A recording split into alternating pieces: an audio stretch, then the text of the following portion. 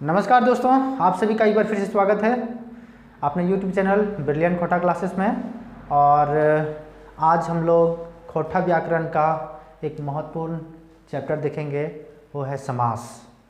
समास में हम लोगों को कैसे पढ़ना है, समास का परिभाषा, समास का कितने प्रकार होते हैं और इसका परिभाषा के साथ साथ हम लोग पढ़ेंगे। साथ ही साथ एग्ज़ाम में इसका क्वेश्चन किस प्रकार से पूछा जाएगा इसके बारे में भी चर्चा करेंगे। तो आपको बता दें कि चैनल में आप अगर नए हैं तो प्लीज़ चैनल को ज़्यादा से ज़्यादा लाइक करें, शेयर करें, कमेंट करें और चैनल को सब्सक्राइब ज़रूर कर लें। तो चलिए आज हम लोग पढ़ेंगे समास। आज का क्लास बहुत ही महत्वपूर्ण होने वाला है एग्ज़ाम के दृष्टिकोण से। साथ ही साथ जितने भी झारखंड सचिवालय के साथ साथ झारखंड उत्पाद विभाग का जो भी वैकेंसी आई हुई है, साथ ही साथ जितने भी अभी खोटा व्याकरण जो है जेटेट के एग्ज़ाम में भी काम आने वाला है। तो हम लोग आज समास देखते हैं। सबसे पहले इसको हम लोग इसका परिभाषा पढ़ते हैं और परिभाषा के साथ साथ उदाहरण के थ्रू से समझेंगे। तो दू या दू से बेसी शब्द कारक चिन्ह रहित, यानी कि इसमें कारक चिन्ह रहित का मतलब होता है छिपा हुआ रहता है लेकिन दिखेगा नहीं। तो कारक चिन्ह रहित मेल के समास कहल जाए है। क्या? दो या दो से बेसी शब्द कारक चिन्ह रहित मेल के समास कहल जाए है। जैसे हाथ घड़ी, अगर इसको हम लोग देखेंगे तो क्या होता है? हाथ खातिर घड़ी, यानी हाथ के लिए घड़ी। तो देखिए यहाँ पर खातिर लगा हुआ है, यानी खोटा में खातिर, और अगर इसको हिंदी में बात करेंगे तो हाथ के लिए घड़ी। तो के लिए आ गया, यहाँ पर कारक चिन्ह मौजूद है, लेकिन ये जो हाथ घड़ी जो बना ये आपका हो गया समास। हाथ घड़ी क्या है? समास है। तो ये आज हम लोग इसी के बारे में पढ़ेंगे। तो हाथ घड़ी क्या हो गया? समास हो गया हाथ खातिर घड़ी। इसको तोड़ेंगे तो हाथ घड़ी को तोड़ने से क्या बन रहा है? हाथ खातिर घड़ी।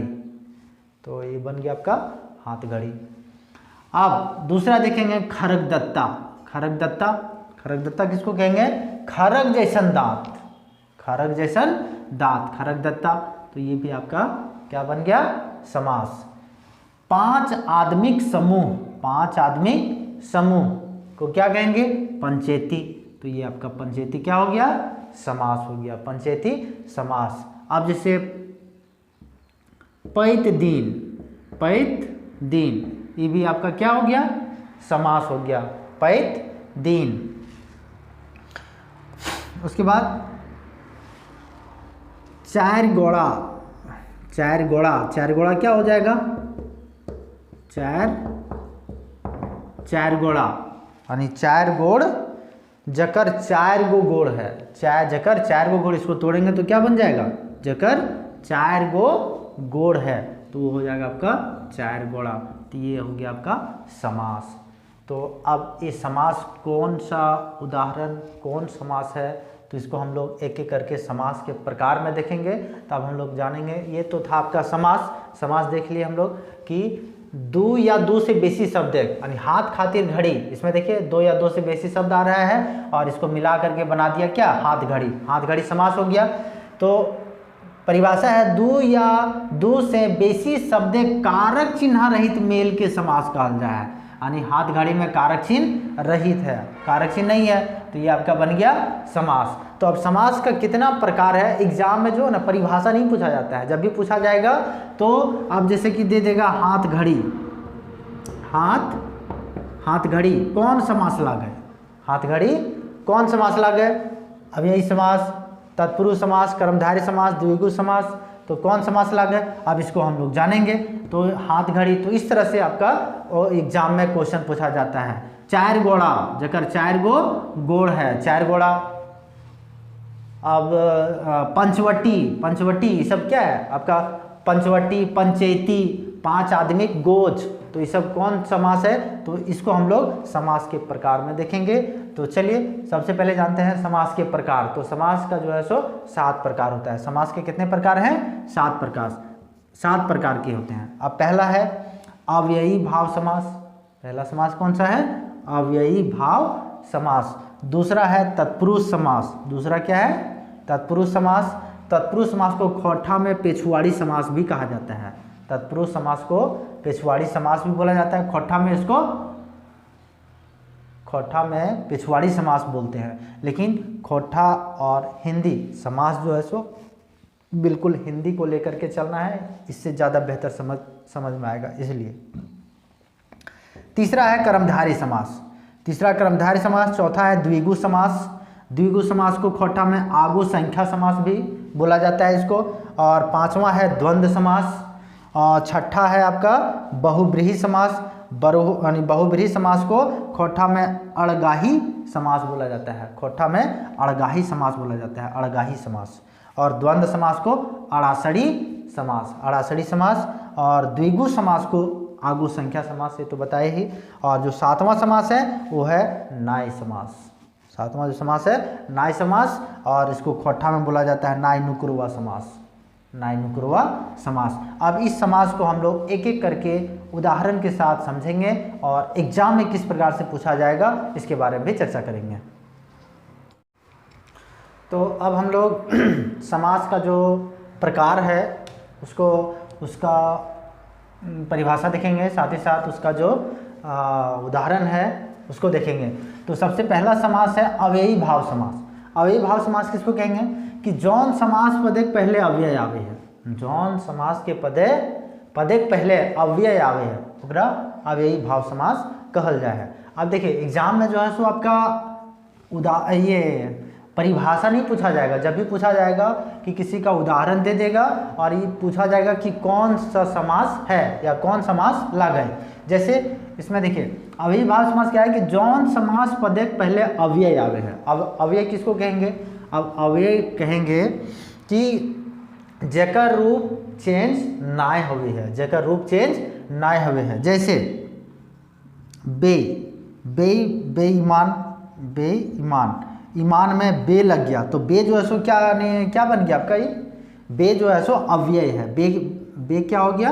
अव्यय हो जाएगा, बे अव्यय। और ये दोनों मिल करके बे और ईमान दोनों मिल करके क्या बना दिया? समास बन गया। क्या बना दिया? समास। वो भी समास में कौन सा प्रकार का समास? ये अव्ययी भाव समास। इसको क्या कहेंगे? कौन सा समास? अव्ययी भाव समास। अव्ययी भाव समास बन जाएगा ये। तो अव्ययी समास जौन समास पदेक पहले अव्यय आवे है। जो भी एक मूल शब्द है, मूल शब्द के पहले अव्यय लग जाएगा तो वो आपका बन जाएगा अव्ययी भाव समास। जैसे एक और उदाहरण लेते हैं, जैसे कि जायत, जायत लेते हैं। अब जायत में पर लग गया, पर यानी कि पर क्या है? पर यहाँ पे अव्यय है तो ये पर जायत, पर जायत यानी कि दूसरा जात, पर जायत, पर जायत तो आपका बन गया कौन सा? अव्ययी भाव समास। अब हर बेर यहाँ पे हर भी जो है सो क्या लगा हुआ है? अव्यय लगा हुआ है तो हर बेर भी जो है सो क्या बन जाएगा आपका? अव्ययी भाव समास। बेकार यानी कि बेकार जो है सो आपका अव्ययी भाव समास हो जाएगा। यहाँ पे बे लगा हुआ है तो बे जो है सो क्या बन गया? यहाँ पे अव्यय लगा हुआ है तो अव्यय जो है सो यहाँ पे क्या बना दिया? बेकार, अव्ययी भाव समास हो जाएगा। भैर पेट यानी भैर पेट में भैर लगल है तो भैर पेट, भैर गात, ये सभी सारा क्या है आपका? अव्ययी भाव समास हो जाएगा। निर्वंशा, नीर लगा हुआ है, नीर जो है यहाँ पे अव्यय का काम कर रहा है और ये अव्यय लग गया, इसका मतलब है कि ये अव्ययी भाव समास बन जाएगा आपका। पैत दिन यानी दिन में पैत लगल है, अव्यय लगा हुआ है, इसका मतलब ये कौन सा समास हो जाएगा? पैत दिन यानी प्रत्येक दिन, पैत दिन प्रत्येक दिन यानी हर दिन, तो ये बन गया आपका अव्ययी भाव समास। परखोका यानी दूसरे का खाने वाला, ठीक है, परखोका, तो ये आपका हो गया क्या? अव्ययी भाव समास। भैरगात अव्ययी भाव समास होगा। बेईमान, यथासंभव यथा लगा हुआ है, यथा संभव में यथा लग गया तो ये आपका बन जाएगा क्या? अव्ययी भाव समास। उसके बाद भैर जिंदगी यानी जिंदगी भर, भैर जिंदगी, तो यहाँ पर जिंदगी में भैर लग गया तो ये भी आपका क्या बन जाएगा? अव्ययी भाव समास। तो ये था आपका अव्ययीभाव समास पहचानने का सबसे आसान तरीका है। कोई भी एक मूल शब्द के पहले अव्यय लगा हुआ रहेगा तो ये हम लोग समझ जाएंगे कि ये अव्ययीभाव समास है। अब एग्जाम में कैसे पूछा जाएगा कि आपका एग्जाम में कैसे पूछा जाएगा कि बेईमान कौन समास लागे, बेईमान बेईमान। तो देख रहे हैं कि ईमान में बे का प्रयोग किया गया है, तो बे यहाँ पे क्या है, अव्यय है, तो इसका मतलब ये हो जाएगा मेरा अव्ययी भाव समास। भैरगात जो है सो कौन सा समास हो जाएगा, यानी गात में, गात यानी शरीर में भैर लगा हुआ है, इसका मतलब है कि अव्यय लगा हुआ है, इसका मतलब ये मेरा हो जाएगा अव्ययी भाव समास हो जाएगा। तो ये था आपका अव्ययी भाव समास। अब चलिए दूसरा देखते हैं। दूसरा है तत्पुरुष समास। तो तत्पुरुष समास को खोटा में पिछवाड़ी समास भी बोला जाता है। तत्पुरुष समास को पिछवाड़ी समास भी बोला जाता है। जैसे हाथ घड़ी, जैसे तत्पुरुष समास का जो इसको हम लोग कैसे पहचानेंगे कि जे समास से कारक चिन्ह के प्रयोग हुए है, यानी जो समास में कारक चिन्ह का प्रयोग होगा वो समास आपका तत्पुरुष समास हो जाएगा। अब तत्पुरुष समास को उसका परिभाषा देखते हैं। तत्पुरुष समास का परिभाषा हाथ घड़ी। अब हाथ घड़ी यानी कि क्या हुआ, ये हाथ के लिए घड़ी। देखिए अब यहाँ पर कारक चिन्ह का प्रयोग किया गया है, कारक चिन्ह आया ना, हाथ के लिए कर्ता ने कर्म को करण से, संप्रदान के लिए अपादान से, संबंध का के की, संबोधन हे अरे अजी, ये सब जो है सो ये सब विभक्ति हो गया, तो विभक्ति का प्रयोग किया गया है, के लिए आया हुआ है। हाथ घड़ी यानी हाथ के लिए घड़ी, तो इसमें आपका कौन सा समास हो जाएगा, हाथ घड़ी आपका हो जाएगा तत्पुरुष समास। सरग बिंधा यानी कि सरग के बिंधवैया, यानी सरग को बिंधने वाला, तो ये भी आपका तत्पुरुष समास हो जाएगा। बिहाघार यानी बिहाक घर, यानी बिहा का घर, तो ये भी आपका तत्पुरुष समास हो जाएगा। उसके बाद गाछ पका यानी गाछे पाकल फल, गाछे पाकल यानी गाछ यानी पेड़ में पका हुआ फल, पेड़ में गाछ में पकल फल, गाछ पका, ये गाछ पका कौन सा समास हो जाएगा, तत्पुरुष समास हो जाएगा।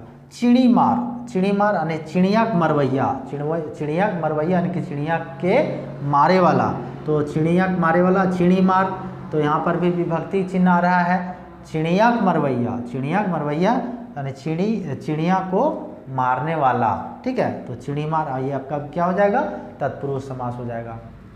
मैट कटा यानी माटी के काटे वाला, मैट कटा, ये आपका हो जाएगा तत्पुरुष समास हो जाएगा।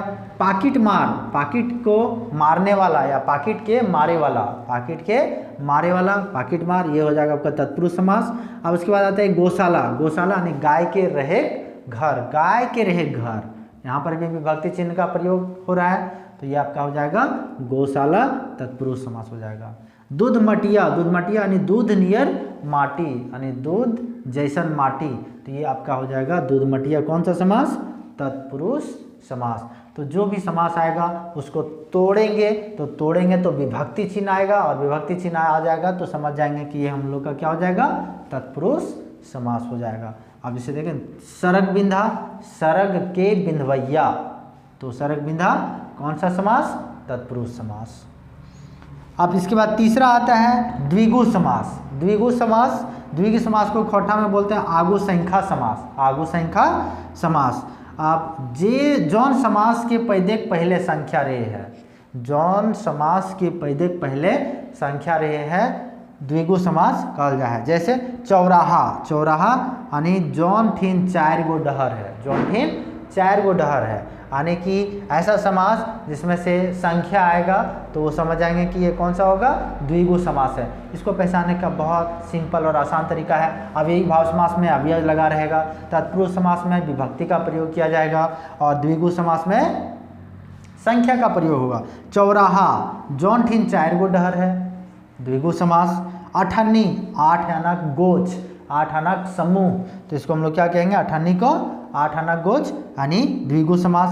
पंचेती 5 यादमिक गोच, पंचेती क्या हो गया 5 यादमिक गोच, पंचेती, यानी कि इसको हम लोग द्विगु समास कहेंगे।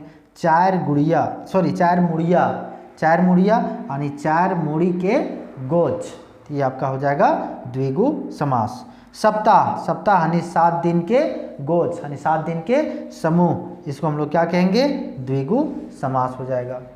तो इस प्रकार से हम लोग समास का 3 प्रकार देख लिए हैं। आप उसके बाद चौथा, पांचवा, छठा 7 प्रकार का समास है, 7 देखेंगे।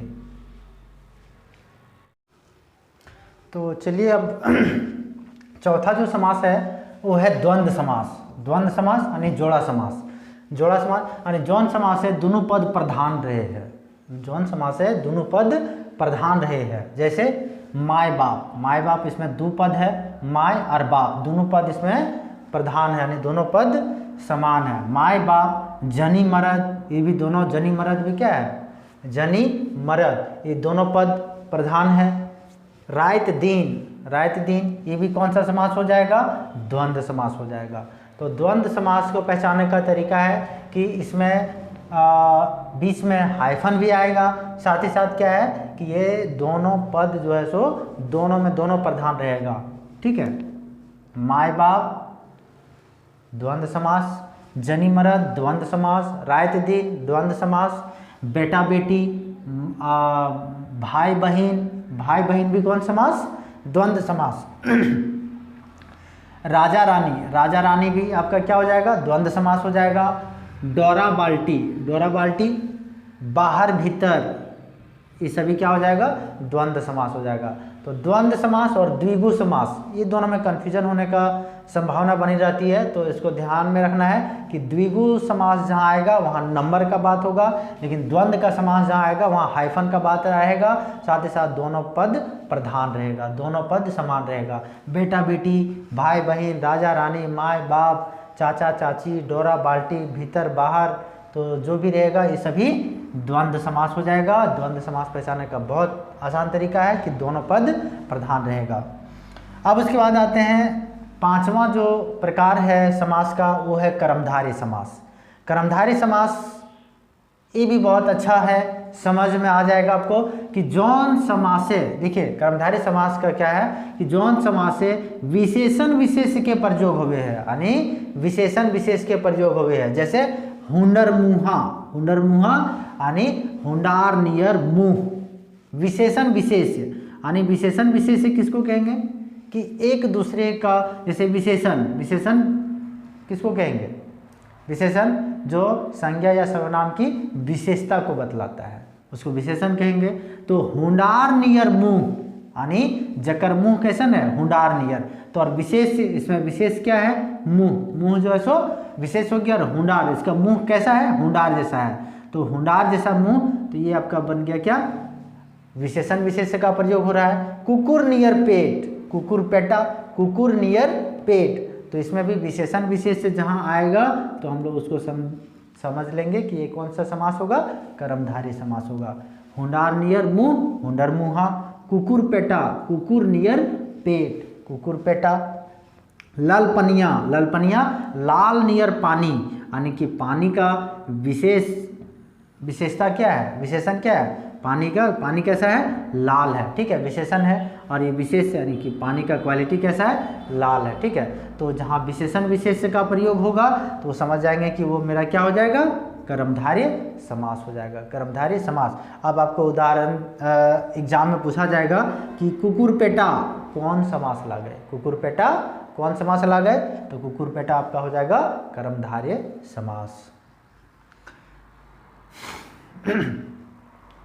अब उसके बाद एक आध दो और एग्जाम्पल हम लोग देखते हैं कर्मधारय समास का।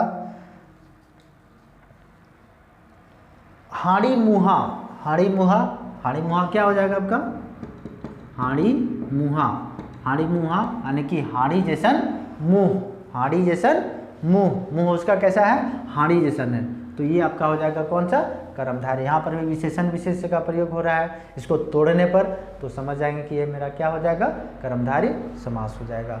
तो चलिए ये पांचवा प्रकार हम लोग कंप्लीट कर चुके हैं। अब छठा जो है सो बहुब्रीहि समास है। ठीक है। बहुब्रीहि समास को खोट्ठा में इसको अड़गाही समास बोला जाता है। खोट्ठा में इसको अड़गाही समास बोला जाता है। आप बहुब्रीहि समास को पहचानने का क्या तरीका होगा कि जौन समास पदक अर्थ के छोड़ के, जौन समास के पदक अर्थ के छोड़ के दोसर अर्थ होवे है, दोसर अर्थ यानी कि कुछ अलग अर्थ देता है। जैसे लंबा है उदर जेकर, लंबा है उदर जेकर, लंबा है उदर यानी लंबोदर, लंबोदर को तोड़ेंगे तो क्या हो जाएगा, लंबा है उदर जेकर यानी के, यानी गणेश, गणेश भगवान का बात हो रहा है यहाँ पे। तो लंबा है उदर जेकर, लंबोदर यानी कौन, किसके बारे में बात हो रहा है, लंबोदर यानी गणेश का बात हो रहा है। ठीक है, तो इसमें आपका ये गणेश जो है सो अगर दे दिया जाएगा कि गणेश कौन समास लागे, तो गणेश यानी कौन, लंबा है उदर जेकर, तो ये आपका हो जाएगा बहुब्रीहि समास।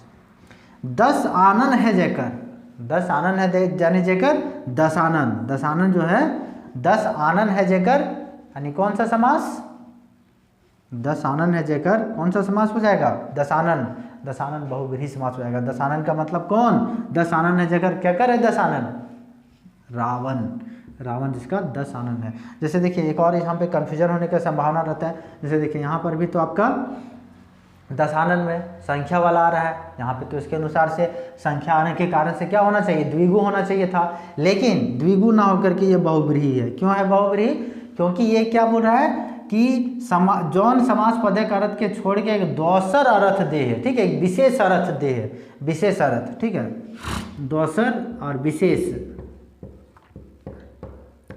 विशेष अर्थ हुए है, विशेष अर्थ हुए है, तो उसको हम लोग क्या कहेंगे, बहुब्रीहि समास कहेंगे। तो दशानन कौन समास, दशानन यानी कि रावण, तो ये आपका हो जाएगा दशानन बहुब्रीहि समास हो जाएगा। लंबोदर, लंबोदर आपका बहुब्रीहि समास हो जाएगा। चंद्रशेखर, चंद्रशेखर कौन समास हो जाएगा, चंद्रशेखर यानी जेकर सिर में चांद है, जेकर सिर में चांद है यानी कौन, केकर सिर में चांद है यानी कि शिव, तो यहाँ पे चंद्रशेखर कौन सा समास, बहुब्रीहि समास हो जाएगा, चंद्रशेखर बहुब्रीहि समास हो जाएगा।